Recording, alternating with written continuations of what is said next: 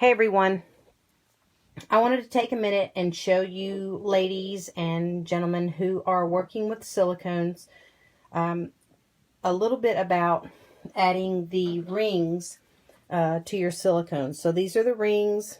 Some of them look different from these. They may be a different color or whatever, but these rings help when you put the partial silicones on a cloth body.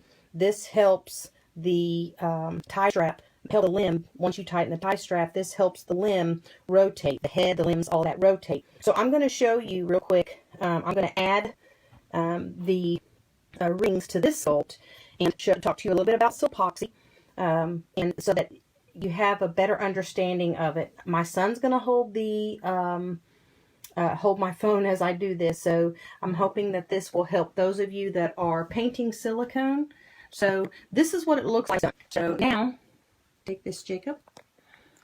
So now what I'm going to do is I'm going to take this, and this tiny ring is going to fit on this piece of silicone. Yes, it's a little bit dirty because I just did some work on it. So you want to make sure that the skinny portion is towards whatever you have painted. So you're going to make sure that the fat side's on the side that's going to go into the body. And don't panic if you think it's not going to fit, because all you're going to do is shove the silicone up in there. And keep in mind that silicone is a whole lot more durable than people want to give it credit to. So see how easy that was? There's one.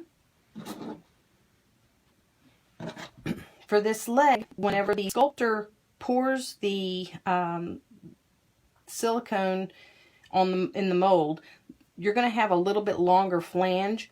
You're probably going to want to cut that off, because once you put it in the body, if you've got this big bulky piece of silicone inside the cloth body, it's not going to pivot and pose the way that you want it to. So cut it off.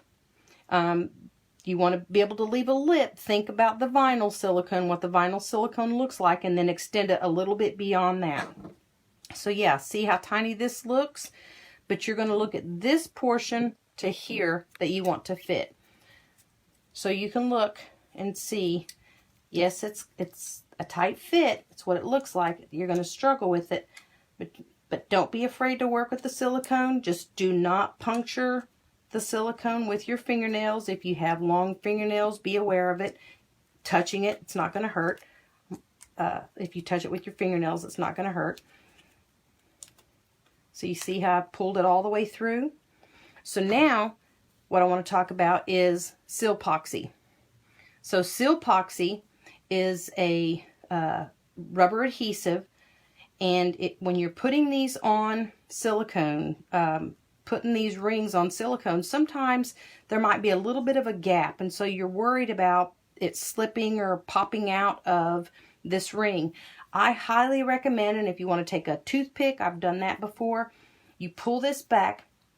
You can squirt some of this on a little tray, take a toothpick and just put it right alongside the inside of this, and then when it dries, that ring is not going to move. So once that is secured and dried, you have to allow it to dry, then it's going to be a whole lot more stable once it goes inside the silicone body, and you don't have to worry about when you're changing the clothes and all that and pulling on this silicone that it's going to come outside the body, because the ring is going to go inside the body. It's going to come around this. It's going to hang on to it, and see how it grasps it.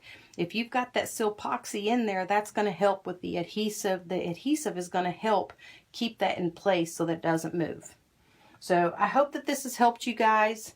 And if you want to know where to get this, it's on Smooth On. Smooth On has it. Silpoxy. It's very good for those who are painting the silicone. So I hope that this has helped you guys.